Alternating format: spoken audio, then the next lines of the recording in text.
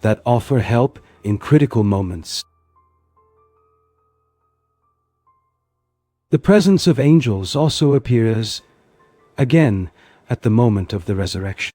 Matthew chapter 28, verses 2 and 5 describes an angel descending from heaven and rolling away the stone from the tomb.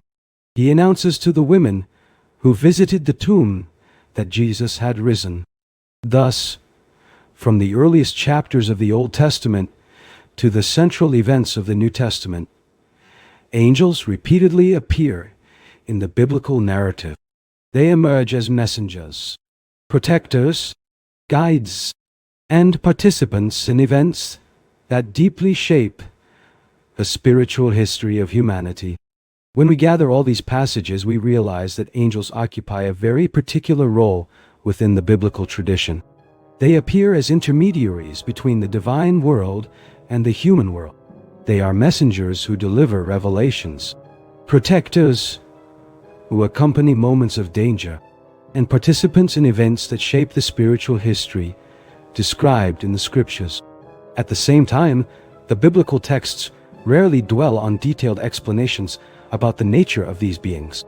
They appear briefly, fulfilling a specific mission, and then disappear from the narrative. Perhaps it is precisely for this reason that the figure of angels has aroused so much curiosity over the centuries.